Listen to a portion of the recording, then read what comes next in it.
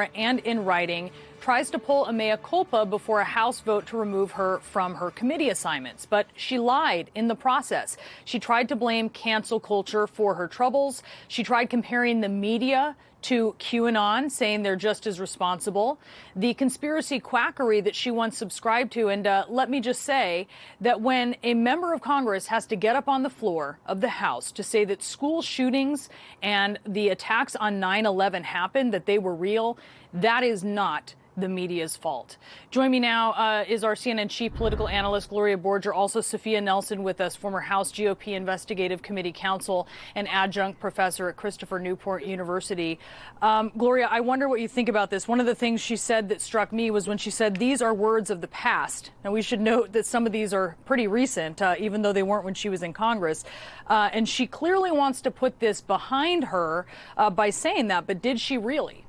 No, I don't think she did. I think there are going to be some Republicans, obviously, who are going to be very, very willing to listen to her if they vote to support her, not to take her off the committees, because they can say, look, she got up there and she apologized. But as you pointed out, she didn't really apologize. What she did was say, oh, those were a bunch of tweets. If it weren't for those tweets, there would be nothing. Well, of course, we've all seen the videos. We've seen the videos of her with David Hogg, the student from Parkland. We've seen the video of her saying, did we ever see the plane go into the building on 9/11, et cetera, et cetera. And what she did instead today, Brianna, is try to make herself a victim here.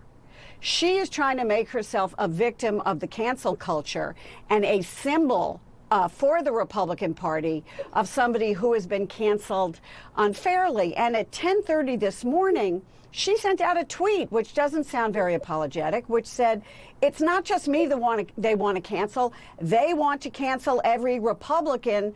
Don't let the mob win. So suddenly, she is a symbol for Republicans, and I think Republicans who want the party to be about policy and not lunacy will look at this and say, no, no, no, no, you are not my symbol of anything.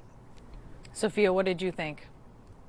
Well, a couple things. Number one, look, I'm a Christian. You know, we all want people to be forgiven and we all want people to have redemption, but this is not that. Marjorie Taylor Greene represents one of Maya Angelou's most famous quotes where she said, believe people when they show you who they are. She has shown us time and time again that this is who she is. And I find it interesting that at the 11th hour, when she is about to face consequences for her actions, now she's contrite. I can't judge her heart, but what I fear, Brianna and Gloria, is that we've created a superstar here. We've given this woman a lot of airtime, a lot of oxygen over the last week or so, and now someone who was kind of a wacky Georgia congresswoman is now known throughout the country. And I think that speech that she gave on the floor is more of Donald Trump's The Big Lie. It's peddling the misinformation. It's lying to the people. It's false equivalency. It's whataboutism. And that's my big fear for the future of this democratic republic. I don't know that we can withstand where half of the country or a good portion of it believes outright craziness and untruths and false equivalencies, and the rest of us are trying to say, no, no, no, that's not right. And I'm not sure who's winning that fight, and I'm worried about it, honestly. I mean, I would ask you too, Sophia, though, this is a candidate who was voted into Congress by a lot of voters, who was elevated by the Republican Party, who was elevated by the President of the United States. And so, I mean, I would just posit that this is the reality we're dealing with, that this is someone with a huge platform. And, I mean, what do you say to that? Well, I would say I agree with you. Look, the people of Georgia, a sovereign state, have the right to send whoever they want to Congress, whether we like that person or not. I agree with that. But her platform just grew bigger, and this victimization, I could say so much about this that we don't have time for, and how gender and race play into this, and how she's victimized herself and made herself a victim. And it's kind of one of those Karen moments that, you know, we could talk about another time, where she's taken herself as someone who's a victim when she's been very aggressive and very damaging to the Parkland kids and Sandy Hook, 9/11. That's who you are, Marjorie Taylor Greene. And I think that she probably helped herself with the remarks, Brianna, which is sad. I think the Republicans will use this and go, see, she's really not bad. and it's going to be interesting to see what the Democrats do, because they're going to end up looking like the bad guys out of this because they disciplined her as they should for what she said and done. What do you say to that, Gloria? I mean, she got a standing ovation from Republicans. That was remarkable to me. I mean, that they spent more time last night dealing with Liz Cheney, who took a vote of conscience, than they did with Marjorie Taylor Greene. I think here, and I'm going to say, I don't think the Democrats are going to look terrible in this, because what she is doing is standing up, essentially taking a page out of Donald Trump's book and saying, I am not who I am. I am not the person who said all those things on the video, even though now you can watch the video. So don't believe what I said. The fact that she did not run as QAnon was because she wanted to get elected.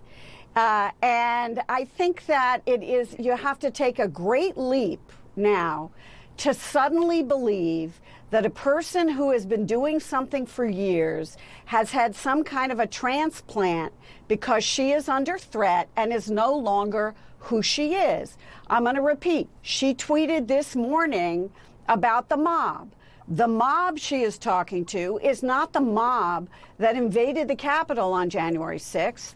The mob that she was talking about is the Democratic Party. And that is who she is. And so I think that if she's going to stand up there and give a speech, let her answer direct questions from members of Congress about, when did you stop believing that there were not Jewish lasers? When did you, space lasers? Starting when did you know, fires. Right, starting fires. When did you stop believing the junk about 9/11? The junk about school shootings? Let's talk about when you had your transformation. These are questions that she has to answer, and one speech, just doesn't do it. I mean, and let's be clear, Gloria. I mean, she talked about how she is a sinner and she has sought forgiveness. Right. And far be it from us to get in the middle of that, right? I mean, Exactly. She has sought forgiveness from the Lord, and that is for her to sort out. But the judgment day that she's facing today is not before the Lord. It is before the House of Representatives. Right. And she has to stand up and say, QAnon is destructive. QAnon is lunacy. Let's hear that. Yeah, she's not going to say that. She's not going to say that. Brianna, Gloria, we agree. I'm not saying that the Democrats are bad. I'm saying that the spin here, Kevin McCarthy started last night when he ran away like a little girl from his duties, and I probably shouldn't have just said that. I'm going to get in trouble. Don't but disparage little girls. Do not disparage little girls. I know, you're right, and I take that back. I love little girls. So anyway, at the end of the day, what I'm saying is that the Democrats will be made out to be like somehow they didn't forgive and they didn't have godliness in their heart. And you're both right, and I'm right. That's not what this is about. This is about being accountable for your conduct. Accountability before unity. That needs to be the tagline that we all use going forward until the people that ran up on our Capitol and that participate in QAnon and do what they do, until they're held accountable. What I'm just saying is I didn't hear a lot of contrition. She tried to be contrite, but what she did was try and turn it on its head and say, the Democrats are victimizing me, and I am now a victim, which is, of course, something we've heard from Donald Trump for the last 4 years. That whenever something was wrong, that he did, somehow he became the victim of the cancel culture or the Democrats or whatever else. And this is just a pattern that is now repeating itself, where nobody ever gets to take responsibility for what they've done or what they've said and have to live with the consequences of it. This is where we are. We're going to see how this plays out. We'll see politically how it plays out. Who's up, who's down. But I will say one thing for House Republicans: it doesn't get easier from here. That's right. This does not get easier from here for them. Okay, you guys stand by for me. We have a whole lot more to talk about ahead here. We do have some more breaking news. We're just talking about the big lie there. Well, there's a massive lawsuit that has just been filed against